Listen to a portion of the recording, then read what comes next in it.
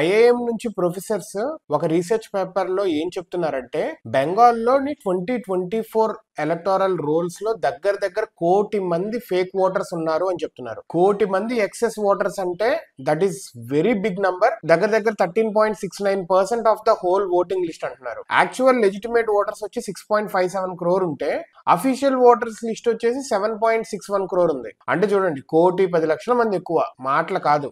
ఈ ఇంత excess voter problem అనేది వెస్ట్ బెంగాల్ డెమోక్రసీ మీదే క్రెడిబిలిటీ ఇష్యూ తీసుకొస్తుంది. ఈ నంబర్ చూస్తుంటే మెయిన్ ప్రాబ్లమ్ ఫ్రాడ్యులెంట్ ఓటర్స్ మీద, ఇంపర్సనేషన్ మీద, మ్యానిపులేషన్ ఆఫ్ ఎలక్షన్ అవుట్కమ్స్ మీదే ఇది ప్రభావం చూపించే అవకాశం అయితే ఉంది పక్కాగా. Especially ahead of west Bengal elections ఈ నంబర్స్ రావటం అనేది షాక్ కి గురి చేస్తుంది మిగతా పార్టీలందరికీ. ఎందుకంటే ఇది టీఎంసీకి అనుకూలంగా ఉన్న నంబర్స్ ఇవి. మిగతా పార్టీలందరికీ పక్కా భయం చూపిస్తున్న numbers. West Bengal BJP leaders ఏమంటున్నారంటే ఆన్ గోయింగ్ ఎస్ఐఆర్ ఉంది కదా, స్పెషల్ ఇంటెన్సివ్ రివిజన్, ఈ ఆన్ గోయింగ్ ఎస్ఐఆర్ అనేది దగ్గర దగ్గర 1 కోటి మంది నంబర్స్ అనేవి డిలీట్ చేస్తుంది.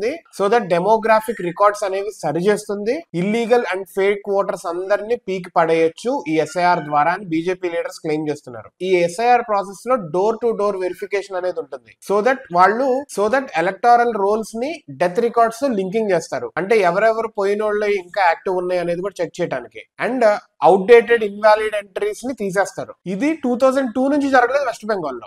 ఎంత ఘోరం అంటే దగ్గర దగ్గర 24 ఏళ్ల నుంచి జరగలేదు. అంటే 5 టర్మ్స్ ఆఫ్ ఎలక్షన్స్ నుంచి జరగలేదు. This explains high inflation of voter list west Bengal లో. తృణమూల్ కాంగ్రెస్ ఉంది కదా మమతాది, వాళ్ళేమో దీనికి అపోజిట్. వాళ్ళు అసలు కోఆర్డినేట్ గానీ, ఎటువంటి హెల్ప్ గానీ, ఎటువంటి కోఆపరేషన్ గానీ చేయలేదు. చాలా డిలే చేశారు ఈ ఎస్ఐఆర్ ప్రాసెస్ కి. ఇదెందుకు? Allegedly to protect these fraudulent voter banks. While BJP ఏమో ఇది జరగాలి ఖచ్చితంగా, ఎందుకంటే ఎలక్టోరల్ ఇంటిగ్రిటీ ఉంటుంది, లేదంటే ఫేక్ అవుట్కమ్స్ ఏ ఉంటాయి, డెమోక్రసీ అనేది బ్రీచ్ అవుతుంది అని చెప్పి. దీంట్లో బీజేపీ వాళ్ళు కొన్ని ఎగ్జాంపుల్స్ చెప్పారు. ఏంటంటే 76 years కొడుకు, తల్లి ఏజ్ వచ్చేసరికి 65 years, ఇట్లాంటి ఓటర్స్ ఉన్నాయంట.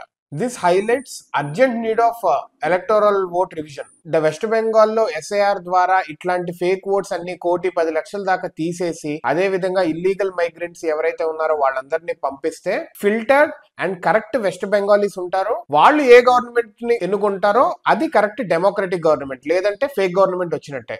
అది ఏ పార్టీ అయినా కావచ్చు. Let us see how it goes, the whole drama goes in the West Bengal.